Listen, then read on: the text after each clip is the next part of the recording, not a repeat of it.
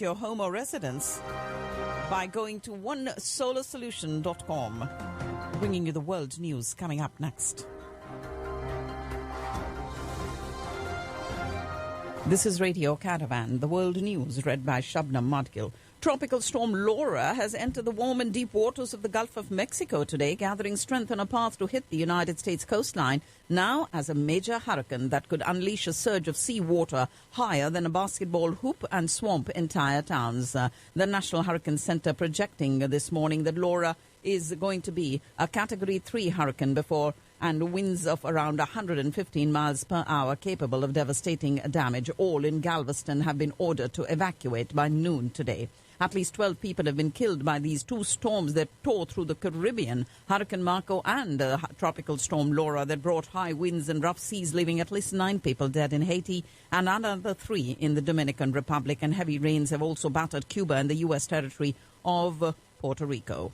President Trump and his fellow Republicans opened their national convention yesterday by painting a dire portrait of America if Democrat Joe Biden wins the White House in November, arguing he will usher in an era of radical socialism and chaos. Trump set the tone early in the day when he addressed delegates in Charlotte, North Carolina, after formally securing their nomination for another term. A rising generation of Republican stars offered an optimistic view of President Trump's leadership, but was undermined on the opening night of the GOP's scaled-back convention by speakers issuing dark warnings about the country's future and distorting the president's record, particularly on the coronavirus pandemic. President Trump aggressively asserted control over this convention yesterday, overshadowing the primetime speakers as he made clear he wants voters to focus on him. Trump, and more Trump. He also opened his bid for a second term after securing the Republican nomination yesterday in typically combative fashion by claiming Democrats want to steal the election that polls currently show him losing. And the elephant in the room at yesterday's convention, so to speak, was the more than 177,000 Americans who've died in the coronavirus pandemic. The death toll went unmentioned, as did the number of Americans who have contracted the virus, approaching 6 million. Former U.S. Ambassador to the United Nations Nikki Haley spoke at the Republican Party convention and backed Donald Trump to be reelected as president of the United States. She invoked her Indian roots while speaking the issue of racism. And on a night that saw Republicans primarily showcase and thank Donald Trump, the former Trump appointee Nikki Haley joined in embracing the president on everything from policy to rhetoric. Donald Trump Jr. said that the economic recovery is within arm's reach during his evening address last night at the first night of the Republican National Convention. Secretary of State Mike Pompeo sent a cable to all U.S. diplomatic missions last month, warning American diplomats that under federal law they should not take overt sides in the presidential campaign. Today, he plans to ignore his own warning by speaking to the Republican National Convention, endorsing President Trump for a second term. And a white St. Louis couple who brandished guns at the Black Lives Matter protesters outside their home in June were given a prominent speaking slot at the Republican National Convention yesterday, repeating unfounded claims by President Trump that Democrats will destroy America's suburbs. And as Trump addressed the delegates at the Republican National Convention, CNN cut away his speech with anchor Anderson Cooper, explaining that the president's speech was, and I quote, the most recent greatest hits and false statements. As President Trump kicked off the Republican National Convention, Senator Kamala Harris, the Democratic vice presidential nominee, responded to the president's claims he is the law and order president during an exclusive interview with World News Tonight. And today's program at the convention is likely to wade into familiar waters, with the lineup expected to speak on divisive issues like abortion and cancel culture. The former FBI Director James Comey has said Steve Bannon is in a world of trouble after the former Trump campaign manager and White House advisor was arrested on a charge of skimming donations from a fundraising campaign for a wall on the border with Mexico. Jerry Falwell Jr., whose endorsement helped power Trump to the U.S. presidency, agreed to immediately resign as head of the Christian university he runs, but then withdrew his resignation yesterday following media reports about it. Court documents made public yesterday revealed that the New York State Attorney General's office is conducting a wide-ranging investigation into alleged financial improprieties as President Trump's real estate company, and is accusing the business of trying to stall the probe.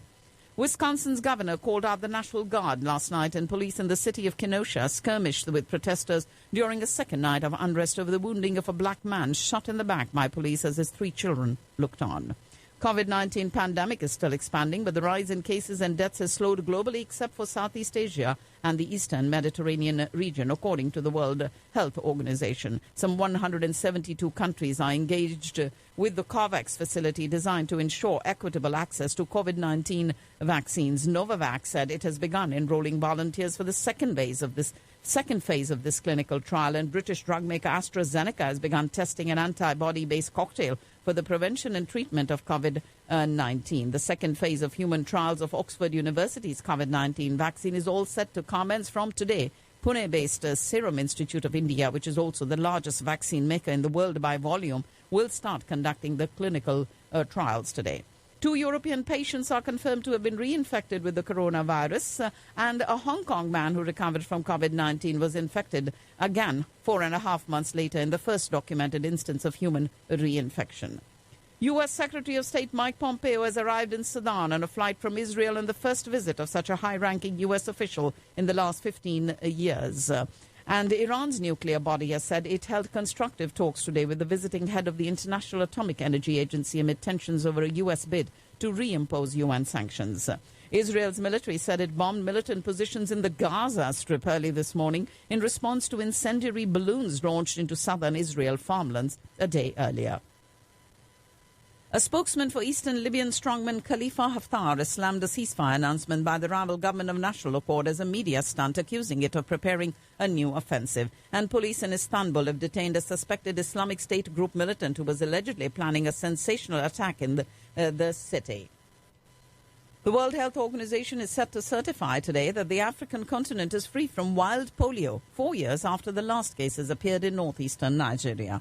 And the Kremlin has rejected accusations of involvement in an alleged attack on Russian opposition leader Alexei Navalny, who is in a coma in a German hospital, a day after doctors said tests indicated that he was poisoned. The doctors said he was being treated with an antidote and his life was not in immediate danger. Austria has expelled a Russian diplomat for reported industrial espionage, prompting protests and a tit-for-tat response from Moscow. And a large number of protesters took over the streets and landmarks in Minsk in Belarus, demonstrating against their president's 26-year rule. Rumors are once again spreading that Kim Jong-un is dying, but experts say they are unfounded.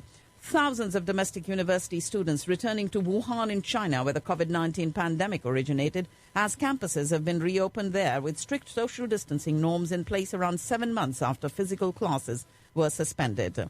Against the backdrop of the activities of the Chinese helicopters close to the line of actual control in eastern Ladakh, Indian forces have deployed troops equipped with shoulder-fired air defense missiles on those crucial heights there. Ladies and gentlemen, you're listening to the World News on Radio Caravan, and an Interpol global arrest warrant has been issued against Ami Modi, wife of prime accused in the over $2 billion Punjab National Bank fraud case Nirav Modi, on charges of money laundering. They said the red notice has been issued by the global police body on the request of the Enforcement Directorate in India. And such a notice issued against a fugitive, the Interpol has asked its 192 member countries to arrest or detain the person if spotted in their countries. 1 out of every 4 people in the world who caught COVID-19 infection last week was from India, with a record 66,550 patients recovering from COVID-19 in a day. The total recoveries from the disease in the country have surged to 24.04 lakh, pushing the recovery rate to 75.92%. COVID-19 positivity rate has started rising again in Delhi, and the BJP-led municipal corporation in the national capital launching a mega campaign to create awareness about dengue and other vector-borne diseases.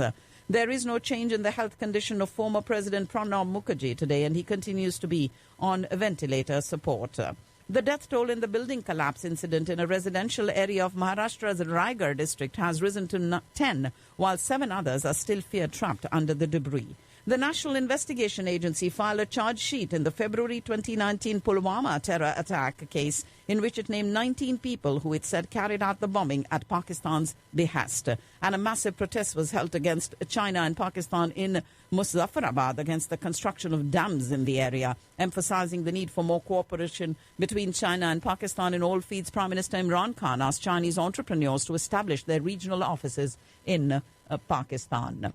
A delegation from Afghan Taliban's Qatar-based political office has arrived in Islamabad for talks on issues impeding the start of the intra-Afghan dialogue for ending the 19-year-old conflict in Afghanistan. And Foreign Minister Shah Mahmood Qureshi rejected the impression of a breakdown in Pakistan-Saudi ties, saying they were long-standing and people-centric. The confirmed cases in Pakistan today stands at 293,711 and the deaths at 6,255. England versus Pakistan, the third test, the day 5. The rain has subsided for now, and the stage set for a thrilling final day in Southampton as Pakistan look to fight it out to save the test. Pakistan still trailing by 210 runs with 8 wickets in hand. Rain is expected to play a role on this final day today, so England will have a limited window to pick those 8 wickets. But all eyes on James Anderson, who's 1 wicket away from a milestone.